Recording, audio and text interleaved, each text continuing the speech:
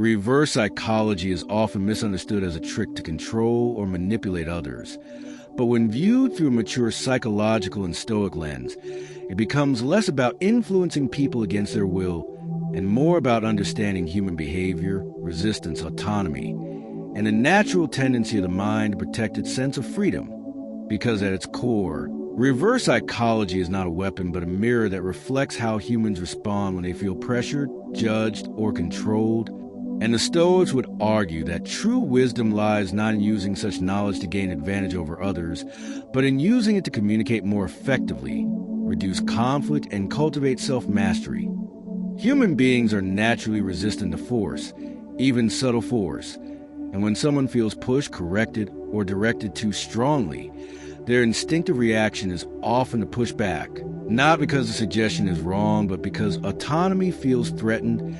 And this is where the basic psychological principle behind reverse psychology emerges, showing that people are more open when they believe a choice is truly theirs, not imposed. However, ethical understanding requires us to clarify that recognizing this pattern does not mean exploiting it, because exploitation leads to mistrust and long-term damage, while awareness leads to better communication and emotional intelligence. Stoic philosophy aligns strongly with this ethical view, emphasizing that we should never seek control over others, only control over ourselves, and that persuasion without integrity ultimately harms the persuader more than persuaded. Many everyday conflicts arise not from disagreement, but from the way ideas are presented, and reverse psychology, when stripped of manipulation, teaches us that less forceful language, open-ended framing, and respect for another person's agency can reduce defensiveness and encourage thoughtful reflection, which is why in healthy communication, people often respond better when they feel heard rather than corrected. Children, for example, naturally resist commands, not out of defiance, but out of developmental need for independence. And understanding this helps caregivers guide behavior gently rather than through constant power struggles, while adults are no different, as ego, identity, and pride play a major role in how suggestions are received. The Stoics warn against trying to manage outcomes through force, reminding us that outcomes are external and uncertain, while our intention and conduct remain within our control. And when we attempt to outsmart others through psychological tactics, we often create unnecessary tension that disturbs our own peace. Ethical reverse psychology therefore focuses inward first, teaching us to remove pressure from our words, to communicate calmly, and to accept that we cannot compel agreement, only invite consideration. Another important dimension is self-application, where reverse psychology becomes a tool for understanding one's own mind, because humans often resist even their own goals when they feel overwhelmed, restricted, or internally coerced, leading to procrastination, avoidance, or self-sabotage. And recognizing this pattern allows individuals to reframe self-talk in a gentler, more autonomous way, encouraging progress without self-criticism. For example, instead of forcing productivity through harsh internal commands, one might reduce resistance by offering choice, flexibility, and compassion, aligning with Stoic self-discipline that is firm yet humane. Social interactions further demonstrate that people often reveal their true intentions not when confronted directly, but when given psychological space. And this is why calm silence, neutral responses, and non-reactive listening can sometimes lead others to reflect more deeply on their own behavior, a principle closely aligned with Stoic restraint. However, it is crucial to understand the ethical boundary, because deliberately attempting to provoke someone into a reaction or decision for personal gain crosses into manipulation, which undermines trust and corrodes character. And Stoicism places character above all external success. The wise application of psychological understanding, therefore, lies in reducing conflict, not creating it, in encouraging clarity, not confusion, and in fostering mutual respect rather than advantage. Reverse psychology also highlights how reactance works, a concept in psychology describing how people react when freedoms feel restricted, and by understanding reactance, one can avoid triggering it unnecessarily. choosing words that are less absolute, less judgmental, and more invitational, which in turn creates healthier dialogue. In leadership, for instance, ethical leaders do not command compliance through pressure, but inspire cooperation by explaining purpose and respecting autonomy. And when people feel respected, resistance naturally decreases without the need for psychological tactics. The Stoics would argue that seeking to influence others excessively reflects insecurity, while true strength is demonstrated through calm consistency and example, because people are more influenced by what they observe than by what they are told. Another essential point is that reverse psychology often fails when overused or applied consciously as a tactic, because people eventually sense insincerity, and once trust is lost, communication becomes defensive and guarded, highlighting again why ethical clarity matters more than short-term effectiveness. From a personal growth perspective, understanding reverse psychology teaches humility, reminding us that we too resist when pressured, that we too value autonomy, and that empathy improves communication more reliably than cleverness. The Stoic practice of seeing others as fellow humans shaped by their experiences encourages patience rather than strategy, dialogue rather than tactics, and acceptance rather than control. In relationships, attempts to influence behavior indirectly often create confusion and emotional distance, whereas direct but gentle honesty builds stability. And Stoicism favors clarity over games, valuing peace over persuasion. Reverse psychology, when reframed ethically, becomes less about reversing advice and more about removing pressure, allowing people to arrive at conclusions through their own reasoning, which creates more lasting change because decisions chosen freely are more deeply internalized. The most important Stoic insight here is that our peace should never depend on others making the right choice, because attaching emotional outcomes to other people's decisions creates suffering, and true freedom comes from accepting that others may choose differently while still maintaining our values. Ultimately, the safest and wisest understanding of reverse psychology is not as a tool to shape others, but as a lesson in human nature that teaches patience, humility, and restraint, reminding us that influence without integrity is hollow, that persuasion without respect is fragile, and that the strongest position is not the one that controls minds, but the one that remains calm, honest, and grounded regardless of how others respond. Because in Stoic philosophy, mastery over oneself is the only form of power that never corrupts, never expires, and never needs to be hidden behind tactics. I end the second part of understanding reverse psychology through a safe, ethical, and Stoic lens.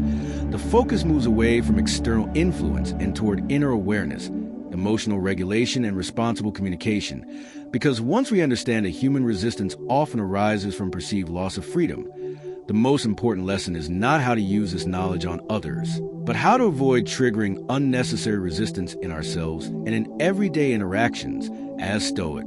Philosophy consistently reminds us that harmony in life is achieved not by controlling outcomes, but by refining intention and behavior.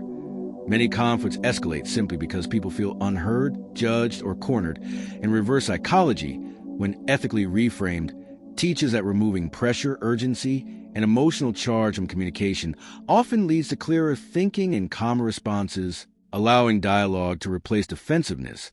One of the most powerful applications of this understanding is self-direction, because the human mind frequently resists its own goals when they're framed as strict commands, harsh rules, or rigid expectations, leading to procrastination, avoidance, or self-criticism. And by recognizing this inner resistance, individuals can reframe self-talk in a more flexible and compassionate way, encouraging progress without mental strain, which aligns closely with Stoic self-discipline that values consistency over force. Instead of saying, "I must do this or I am failing," a calmer internal approach such as, "I choose to do this because it aligns with my values," reduces resistance and strengthens motivation, demonstrating that reverse psychology can function inwardly as a tool for self-understanding rather than manipulation.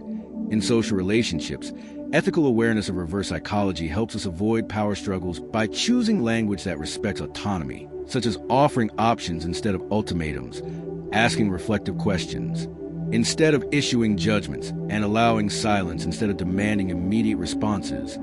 because people often arrive at better conclusions when they feel psychologically safe rather than pressured. Stoicism supports this approach by emphasizing that persuasion without attachment is healthier than persuasion with expectation, meaning we share perspectives calmly and accept that others may choose differently without internal turmoil. Another essential insight is that over-strategizing interactions often creates anxiety, as constantly thinking about how to influence others disconnects us from authenticity, whereas Stoic wisdom encourages straightforwardness balanced with kindness, reminding us that peace comes from integrity, not cleverness. Reverse psychology also teaches us to recognize when we're being unconsciously pulled into emotional reactions, because heightened emotions narrow perception and increase suggestibility, making calm awareness the strongest form of protection, as a composed mind is less reactive and less easily influenced.